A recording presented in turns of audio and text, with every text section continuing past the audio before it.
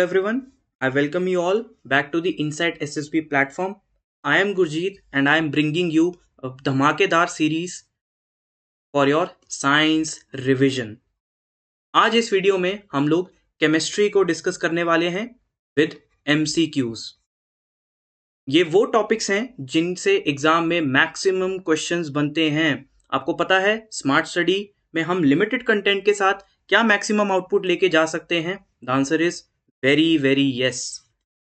सो अपनी कुर्सी की पेटी बांध लीजिए. यहां से क्वेश्चंस आपको गारंटी देखने को मिलेंगे ही मिलेंगे. जो कंसेप्ट्स मैं आपके साथ आज डिस्कस कर रहा हूं उसको प्लीज फॉलो कीजिए and I guarantee you your marks will increase and this revision series will prove very beneficial for you. So let's start. So the first question is the pH value less than 7 indicates that the solution is. अगर pH scale पे 7 से नीचे है तो आपको क्या denote करेगा? The solution is acidic, basic, neutral or has no effect. So your answer would be it is acidic in nature. pH scale क्या होता है? pH स्केल होता है हमारा इस तरीके का कुछ स्केल होता है. It shows the number of OH ions. ठीक है, OH आयंस के लेवल पे हमें बताता है कि कोई सॉल्यूशन एसिडिक है या फिर वो बेसिक है. ठीक है, जितने ज़्यादा OH होगा, जितना ज़्यादा OH इसका स्ट्रॉन्ग होगा उतना ही नेचर एसिडिक होगा, और जितना लीस्ट OH होगा उतना ही नेचर बेसिक होगा. सो this is the pH scale and इस pH स्केल का जो यूज है हमारी डेली लाइफ में भी बहुत होता है. अगर मैं आपको बताऊं this 7 is neutral. This 7 is neutral means ना ही वो एसिडिक है ना ही वो बेसिक है. 7 से नीचे अगर आप जाओगे 0 to 7 की रेंज में जाओगे ये होता है acid. This is acid. And 7 से 14 के बीच में होता है कंप्लीटली बेस. ठीक है, 0 to 3 कंसिडर किए जाते हैं strong acids. These are strong acids and these are 4, 5, 6 ये होते हैं वीक एसिड्स. ऐसे ही 8, 9, 10 ये होते हैं माइल्ड या वीक बेस एंड 11 से लेके 14 तक they are considered strong bases. कुछ इसके एग्जाम्पल्स जो कि एग्जाम में डायरेक्टली कभी कभी पूछ सकता है. 0 इज हाइड्रोक्लोरिक एसिड जो कि हमारे पेट में भी होता है. So it is a strong acid. Stomach का एसिड 1 के अराउंड होता है. लेमन इज अराउंड 2, विनेगर का 3, wine is 4, coffee is close to 5. मतलब यहाँ पे क्या है, न्यूट्रल नेचर स्टार्ट हो रहा है. Milk is 6, water is 7, blood का 8, baking soda is 9, milk of magnesia 10. इसका pH इज 10, इंपॉर्टेंट है and it is used as an antacid. Antacids acidity को ट्रीट करने के लिए भी यूज होता है. Ammonia is 11, soap is 12, bleach is 13 and drain cleaners are 14. So ये जो 11 से लेके 14 है these are strong base. So the pH is very important in our life. ये daily life examples हैं, इनके pH level भी आपके सामने लिखे हुए हैं. Which acid is present in tomato? Which type of acid? Is it citric, oxalic, lactic or hydrochloric acid? So your answer would be oxalic acid present होता है टोमेटो के अंदर. अब कुछ 3 से 4 एसिड्स होते हैं, इनके एग्जांपल जो हैं. ये जो टॉपिक है this topic is favourite of the exam. ठीक है, पिछले अगर आपने पास्ट पेपर्स अगर उठाए हैं तो उसमें भी ये टॉपिक आपको रिपीट होता हुआ बहुत बार दिखेगा. So these are naturally occurring acids. कहाँ कहाँ मिलेगा? विनेगर जो यूज होता है फूड वगैरह में भी यूज होता है, उसमें आपको एसिटिक एसिड मिलेगा. ऑरेंज या जो खट्टे फ्रूट्स होते हैं जो थोड़े सार टेस्ट में होते हैं उसमें सिट्रिक एसिड. ठीक है, लेमन में भी होता है. टैमरिंड हल्दी इसमें होता है tartaric acid. Tomato is oxalic acid. Sour milk lactic acid. Lemon citric acid जैसे कि मैंने आपको बताया. एंड एंड नेटल स्टिंग, जो एंट का स्टिंग होता है या बी स्टिंग नेटल स्टिंग होता है उसमें मिथेनॉलिक एसिड या मिथेनोइक एसिड आपको देखने को मिलेगा. These acids are important हैं. आपको एग्जाम में डायरेक्टली ये क्वेश्चन देखने को मिलेगा. ठीक है, एंड स्टिंग में क्या होता है डायरेक्टली एग्जाम में क्वेश्चन पूछे भी गए हैं और आगे भी पूछता है. The metals that float when treated with water are. Which type of metals float on water when they are treated? Is it manganese or sodium? Is it sodium and calcium? It is magnesium और sodium, या फिर magnesium या calcium है? So the answer is magnesium and calcium. ठीक है, magnesium और calcium ऐसे होते हैं when they are treated with water they float. ठीक है, ये फ्लोट करना शुरू हो जाते हैं। So metal and non metal से जो एक टॉपिक जिस पे हमें फोकस ज़्यादा रखना है वो होती है एक्सेप्शंस। ठीक है, हमें एक्सेप्शंस पे थोड़ा सा ध्यान देते हुए चलना है, क्योंकि मेटल्स और नॉन मेटल्स की कुछ एक्सेप्शंस है। मैं आपको प्रॉपर्टी वाइज एक्सेप्शंस दिखा देता हूँ। लस्टर प्रॉपर्टी क्या होती है कि शाइनिंग प्रॉपर्टी। ठीक है, मेटल्स जो होते हैं generally they are shining in nature, non metals they have no shine, except you have to focus on this exception. आपको इस एक्सेप्शन पे फोकस करना है। ऐसे कौन से नॉन मेटल है जिनके पास लस्टर प्रॉपर्टी होती है? वो है iodine and graphite. Hardness level देखें, अगर हार्डनेस देखें, so generally all metals are hard except sodium and potassium. Sodium और पोटेशियम ऐसे मेटल हैं जो सॉफ्ट होते हैं, इसको आप एक नाइफ के साथ भी कट कर सकते हो। नॉन मेटल्स जनरली हार्ड नहीं होते, ये ब्रिटल होते हैं, except diamond. Except diamond, diamond is the hardest known substance to man. Diamond एक तरीके का नॉन मेटल है, तब भी क्या है, बहुत हार्ड है। मेलिएबिलिटी, मेलिएबिलिटी क्या होती है? It is a property in which a metal can be beaten into sheets. जब मैं किसी चीज को शीट के उसमें तोड़ दूं उसको मेलिएबिलिटी कहते हैं। जनरली सारे ही मेटल जो होते हैं वो मेलिएबल होते हैं, उनको आप शीट्स की फॉर्म में ब्रेक डाउन कर सकते हो, except zinc, antimony and arsenic.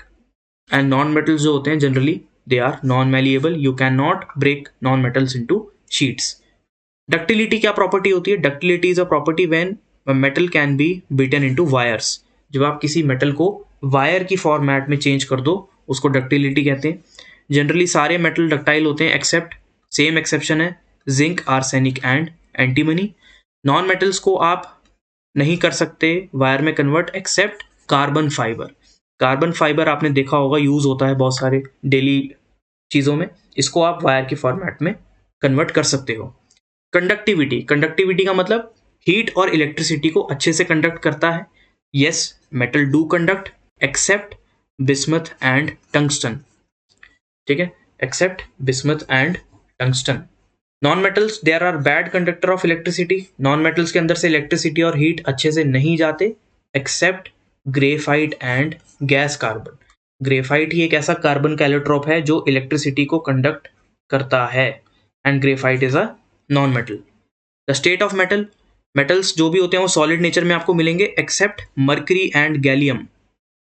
Mercury, gallium आपको क्या मिलेंगे? लिक्विड मिलेंगे रूम टेम्परेचर पे। And non metals can be solid, liquid as well as gaseous.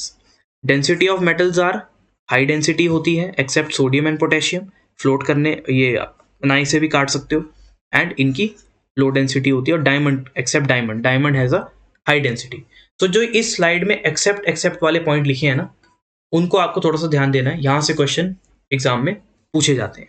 Now moving ahead with the, अब आपसे यहाँ पे इन्वेंशंस पूछ रहा है कि किसने क्या इन्वेंट किया। So you have to match the following codes. Match the following के लिए सारे ऑप्शंस अगर आपको आने चाहिए ऐसा जरूरी नहीं है, कोई 2 ऑप्शन 3 ऑप्शन भी अगर आपको आते हैं आप आंसर फाइंड आउट कर सकते हो। सो मैच कीजिए, Goldstein, Chadwick, J Thomson, John Dalton, atomic theory, proton, neutron and electron. So your correct answer would be option A. So Goldstein जो थे प्रोटॉन की डिस्कवरी, चैडविक न्यूट्रॉन का, जो J Thomson है that is electron, and John Dalton is atomic theory. DABC इसका code given है। Moving ahead, which of the following pair is और are correctly matched. You have to tell कि कौन से pair यहाँ पे करेक्टली मैच्ड हैं या इनकरेक्टली मैच्ड है। Isotopes, atoms with same atomic number but different atomic mass. Isobars, atoms with same number of neutrons but different atomic number. Isotones, atoms with same mass number but different atomic number. So you have to select which of the following is correctly matched. So the answer is B, one only. Isotope correctly matched है। Atoms with same atomic number but different atomic mass. इनका mass number different होता है atomic number, जैसे for example ये A है, इनका मास number is different, atomic number is same. This is very important difference between isotope, isobars and isotone. पहले तो आप ये समझिए कि लिखा कैसे जाता है। ये कोई एलिमेंट का, फॉर एग्जाम्पल ये एक एलिमेंट का सिंबल है, जो यहाँ पर लिखा जाता है नंबर, जैसे 14 लिखा है नाइट्रोजन, ये नंबर मास नंबर डिनोट करता है. Mass number is sum of neutrons plus protons. And जो ये नंबर लिखा होता है 7, this is atomic number. Atomic number is the sum of protons. ठीक है, कितने प्रोटॉन्स है एटॉमिक नंबर. मास नंबर में न्यूट्रॉन्स एंड प्रोटॉन्स का सम होता है. सो आइसोटोप्स क्या होते हैं, they have same atomic number. Isobars में atomic mass same number same होता है, एंड आइसोटोन्स में न्यूट्रॉन्स का नंबर सेम होता है. ठीक है, सो मैं लिख देता हूं isotopes, this is same atomic number, इसका सेम मास नंबर, एंड इसका same number of neutrons. Number of protons and electrons are the same, only neutrons differ. All neutrons, protons and electrons differ. Number of neutrons are same, number of electron and protons differ. Iso means same, P stands for proton. Iso means same, baros means weight. ठीक है, देखो ये trick है, ये trick समझने को आपको काम आएगा. जैसे P है यहाँ पे, इस आइसोटोप का P है, P is for proton, इसका मतलब एटॉमिक नंबर सेम. इसमें बार का मतलब वेट होता है, weight is equals to mass, तो मास नंबर सेम. और यहाँ पे टोन्स एन आ रहा है, एन का मतलब न्यूट्रॉन सेम. तो this is a very important trick जिससे आप ये चीजें याद रख सकते हो. विच of the following substance causes temporary hardness in water. Is it MgHCO3, CaHCO3, CaCl2 और MgSO4? So the correct answer is 1 and 2. It is MgHCO3 and CaHCO3. क्या होती है temporary hardness of water? The presence of magnesium and calcium carbonates. ध्यान रखना, ये carbonates की वजह से होती है. ठीक है, carbonates are in the form of HCO3. और कौन से कार्बोनेट्स? मैग्नीशियम का एंड कैल्शियम का. ठीक है, which makes the water temporary hard. In this case the hardness can be remove by boiling the water. ये टेम्पररी हार्डनेस होती है. इस वाटर को अगर आप बॉइल करोगे तो ये बहुत जल्दी वाटर क्या हो जाएगा, ट्रीट होके साफ हो जाएगा. When we boil the water, the soluble salts of MgHCO3 is converted in MgOH whole twice, which is insoluble and hence gets precipitated. And after filtration, we can get the soft water. तो जो MgHCO3 होता है ये MgOH whole twice में convert हो जाता है, जो कि बाद में precipitate हो जाता है. दूसरे टाइप की हार्डनेस होती है, वो होती है परमानेंट हार्डनेस ऑफ वाटर. ये किस वजह से होती है? When the soluble salt of magnesium and calcium are present in the form of chlorides and sulfides. यहाँ पे भी मैग्नीशियम और कैल्शियम ही है, बट किसकी फॉर्म में? क्लोराइड, मैग्नीशियम क्लोराइड या कैल्शियम क्लोराइड या फिर मैग्नीशियम सल्फाइड या कैल्शियम सल्फाइड्स. कीवर्ड्स क्या ध्यान में रखने हैं? ऊपर कार्बोनेट्स, यहाँ पे क्लोराइड्स एंड सल्फाइड्स. ठीक है, इसको परमानेंट हार्डनेस इसलिए कहते हैं क्योंकि आप बॉईल करके भी इसकी हार्डनेस को रिमूव नहीं कर सकते. It can not be remove by boiling. We can remove this hardness by treating the water with washing soda. हम इसको वॉशिंग सोडा के साथ ट्रीट करके इसकी सल्फाइड्स और क्लोराइड्स को रिमूव कर सकते हैं. So these are the two types of hardness. Next, now you have to arrange these alloys. ठीक है, आपको एलॉयज को अरेंज करना है. Solder, brass, bronze and steel. So what is the correct code? The correct code is B. Match कर लेते हैं. Solder होता है लेड एंड टिन. ब्रास होता है कॉपर एंड जिंक. ब्रॉन्ज होता है copper and tin. And steel होता है आयरन एंड कार्बन गैस. ठीक है, सो जो हमारा ये जो टॉपिक है अलॉयज का, ओर्स का, ठीक है, अलॉयज, ओर्स, काफ़ी इंपॉर्टेंट टॉपिक है और ये थोड़ा सा स्टैटिक नेचर में आता है. ये स्टैटिक पार्ट आता है, डायरेक्टली एग्जाम में पूछ सकता है. It is a scoring part. So मैं आपको कुछ इंपॉर्टेंट अलॉयज और इंपॉर्टेंट ओर्स भी बता देता हूँ. ये ओर्स ऑफ ऑक्साइड्स. ऑक्साइड्स और मतलब एल्यूमिनियम ऑक्साइड. ठीक है, ये बॉक्साइट में मिलता है, हमें बॉक्साइट में मिलता है एल्यूमिनियम. क्यूप्राइट में मिलेगा कॉपर. आयरन मिलता है मैग्नेटाइट एंड हेमाटाइट ओर्स में. कॉम्पोजिशंस अलग अलग होती हैं, डिपेंड करता है, आपको सिर्फ ओर्स ध्यान में रखने हैं. देन कॉपर सल्फाइड आपको copper pyrite, copper glance, zinc का और zinc blende, lead galena important. ठीक है, mercury important, it was a PYQ before. Calcium मिलता है लाइमस्टोन में, zinc calamite, sodium rock salt, magnesium carnallite. Then calcium sulphate ये gypsum में मिलता है. मैग्नीशियम सल्फेट आपको Epsom salt. Barium sulphate barytes, lead sulphate in anglesite. तो जो ऑक्साइड में है वो अलग, सल्फाइड के अलग, कार्बोनेट के अलग ओर्स होते हैं. Now these are some of the important alloys. Alloys is a mixture of two or more metals. ठीक है, हम दो से ज़्यादा मेटल को कंबाइन करके एक नई प्रॉपर्टी जनरेट करते हैं. यहाँ से आपको जैसे बेल मेटल है, bell metal is copper and silicon. Bearing metal bronze and brass is very important. ठीक है, constantan coinage alloy. German silver very very important and use in utensils. ठीक है, सिल्वर है 60%, जिंक है एंड निकल है. Then nichrome, निकल, iron, chromium, gold. Gold में 98% गोल्ड होता है, 2% कॉपर होता है. Stainless steel, iron, chromium, 1% carbon and 8% निकल. स्टील 98% आयरन, 2% आपका कार्बन इसमें होता है. So these are the important alloys. इनकी लिस्ट अलॉयज आपको इन्हीं में से ही दो चार जो हैं हमेशा रिपीट होते हुए आते हैं. Now, which one of the following is not a periodic property, that is does not show any trend on moving from one side to the other side in a periodic table? मतलब periodic table में अगर आप left to right चले जाओ, top to bottom चले जाओ, तो इनमें से कौन सी प्रॉपर्टी है जो चेंज नहीं होती है? So the correct answer is radioactivity. The periodic table does not show the radioactive nature of the elements. ठीक है, यहाँ से आप देख सकते हो. This is a very comprehensive chart. आपसे पूछ सकता है कि डिक्रीज और इंक्रीज क्या होता है. सो this is left, this is right and this is top, this is bottom. So if I talk about atomic radius decreases if we go from left to right, vice versa, and increases if we go from top to bottom, vice versa. Ionization increases left to right, decreases top to bottom. Electronegativity increases left to right, decreases top to bottom. Electron affinity increases left to right and decreases top to bottom. And इन सबका vice versa भी ध्यान में रख सकते हो. This exact diagram you can draw in your notes as well. Periodic table के trends इनसे बाहर कभी नहीं आएगा. In which of the following Tyndall effect is not observed? Tyndall effect इनमें से किस चीज में ऑब्जर्व नहीं किया जाता? सस्पेंशन, इमल्शन, शुगर और गोल्ड सॉल्यूशन.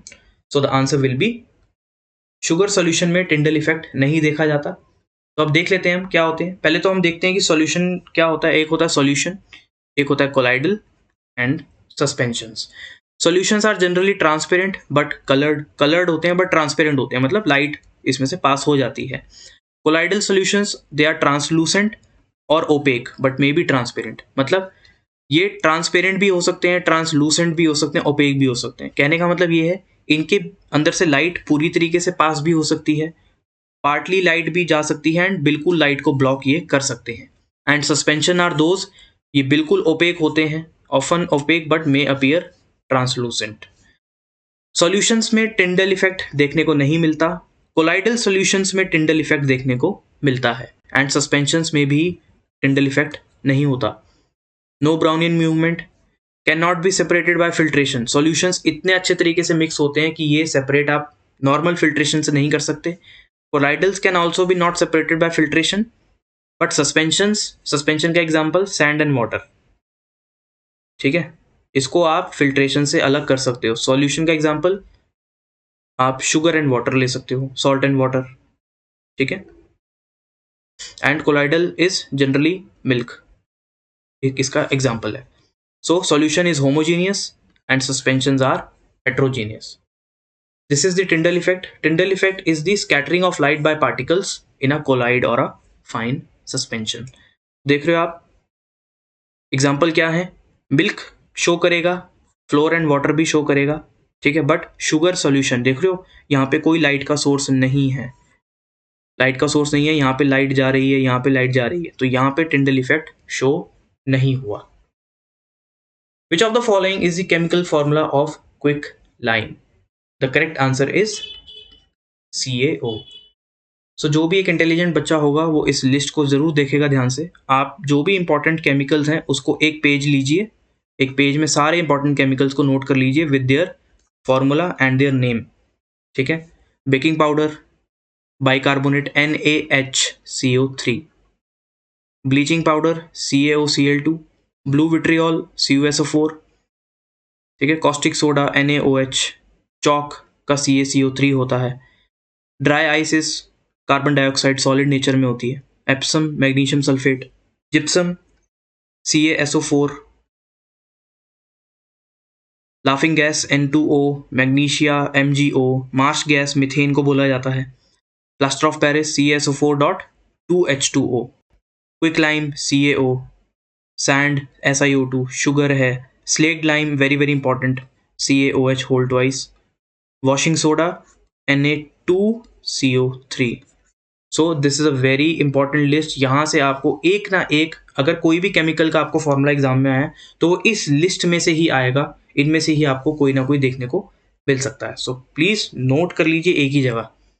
अब कुछ हम इंपॉर्टेंट के यूजेस भी देख लेते हैं कि किन का कहाँ यूज होता है। जैसे ब्लीचिंग पाउडर है, bleaching powder Cl2 alkali process से बनता है, ठीक है, CaOCl2 इसका फॉर्मूला है। यूज कहाँ होता है? कॉटन को ब्लीच करने में, वुड पल्प, क्लोथ्स को धोने में, ऑक्सीडाइजिंग एजेंट एंड वाटर को अगर आपको प्यूरिफाई करना है। Baking soda for faster cooking, formula is NaHCO3 and ये मिड नॉन कोरोसिव नेचर का होता है। Uses to make baking powder, antacids and soda acid, fire extinguisher. Then washing soda का formula Na2CO3, use glass manufacturing, soap and paper industry में, borax की manufacturing में, cleaning agent for domestic purpose and removing permanent hardness of water. मैंने आपको बताया था ना, sulphide and chlorides. Then plaster of Paris CaSO4.2H2O, ceilings वगैरह में, प्लास्टर करने में काम आता है। And gypsum CaSO4.2H2O। Now which one of the following statement is true when non metals are dissolved in water? जब आप नॉन मेटल्स को वाटर के साथ डिसॉल्व करोगे, नॉन मेटल को जब वाटर के साथ डिसॉल्व किया जाता है तो जनरली एसिडिक ऑक्साइड्स बनते हैं, ठीक है। ये कुछ केमिकल रिएक्शंस है, एक या दो ही केमिकल रिएक्शंस है जो इंपॉर्टेंट है। They produce acidic oxide. और अगर मैं मेटल्स की बात करूं तो मेटल के ऑक्साइड्स होते हैं, these are basic in nature. So आपको क्या करना है, मेटल नॉन मेटल की कुछ दो तीन केमिकल इक्वेशंस हैं, उसके एंड रिजल्ट्स को आप देख लीजिए। Same metal and non metals की कुछ केमिकल इक्वेशंस हैं, उनके एंड रिजल्ट्स आप देख लीजिए। When copper reacts with moist carbon dioxide in the air, it forms a green coating of which of the following compounds? इसका आंसर डिस्कस करने से पहले मैं आपको कोरोजन का कंसेप्ट बता देता हूँ। यहीं से आपके दो या तीन क्वेश्चंस एक्स्ट्रा भी बन सकते हैं। अगर सिल्वर पार्टिकल्स की बात करें तो silver particles they become black. Silver particles black बन जाते हैं because they react with sulphur. They react with sulphur to become silver sulphide, ठीक है, पहला। तो क्वेश्चन पूछ सकता है कि सिल्वर पार्टिकल ब्लैक क्यों हुए? सल्फर के साथ रिएक्ट करेंगे। कॉपर CO2 के साथ रिएक्ट करता है। Copper reacts with CO2 to become CuCO3, copper carbonate बनता है, ठीक है। सो कार्बन डाइऑक्साइड की रिएक्ट। और आयरन, आयरन तो आपका ऑक्सीजन के साथ रिएक्ट होके रस्ट बना देता है। सो इस क्वेश्चन का आंसर क्या होगा? मैंने क्या फॉर्मूला लिखा था? CuCO3, it is cupric carbonate. ऐसे ही आपको सिल्वर के लिए भी पूछा जा सकता है कि सिल्वर क्यों ब्लैक होते हैं? क्योंकि वो सिल्वर सल्फाइड बनाते हैं। What is the name of the process that converts sulfide ores into oxides by heating in the presence of excess air? जब excess air की presence में सल्फाइड ओर को कन्वर्ट करते हैं ऑक्साइड्स में, what is the process? The process is called roasting. Roasting is the process. If you look at this, ओर को हम separate करने के लिए कुछ कुछ चीज़ें यूज़ करते हैं। क्या होती हैं वो चीज़ें? जो मेटल बहुत ज़्यादा रिएक्टिविटी टेबल में हाई होते हैं, जैसे सोडियम, मैग्नीशियम, पोटेशियम वगैरह, इनको हम हेलाइड्स और ऑक्साइड्स और होते हैं, इसको इलेक्ट्रोलिसिस से ट्रीट किया जाता है। इसका सिंपल प्रोसेस याद आपको रखना है, इलेक्ट्रोलिसिस। जो मीडियम रिएक्टिविटी वाले होते हैं, फॉर एग्जांपल कार्बोनेट्स हैं या सल्फाइड्स हैं, उसके लिए कैल्सिनेशन और रोस्टिंग की जाती है, ठीक है। उसके लिए कैल्सिनेशन एंड रोस्टिंग की जाती है। Oxides of metal are reduce to the metal. क्या लिखा था यहाँ पे? सल्फाइड्स ओर को ऑक्साइड्स में हम कन्वर्ट कर रहे हैं। सल्फाइड ओर को ऑक्साइड में कन्वर्ट, सल्फाइड को ऑक्साइड में। तो बस आपको इतना ही ध्यान में रखना था। देखो, सल्फाइड को रोस्टिंग से ऑक्साइड में कन्वर्ट किया जाता है, क्लियरली यहाँ पे मेंशन है। Sulphide ore by roasting are converted by oxides, ठीक है। Which one of the following metals has both malleability and ductility functions? As discussed earlier, this is sheet and this is wire. ऐसा कौन सा metal है तो दोनों property show करता है? This is gold. ठीक है, दिस इज गोल्ड. सो यहां से आपको एक चीज, रिएक्टिविटी सीरीज जो है ना, ये जो है इसको बाई हार्ट याद कर लो, इसको घोट के पी जाओ कि आपको मोस्ट रिएक्टिव, लीस्ट रिएक्टिव और इनका chronological order, the series should be intact. Question इसकी सीरीज को क्रोनोलॉजी अरेंज करने के लिए भी पूछ सकता है. So with this guys we have concluded our topic chemistry.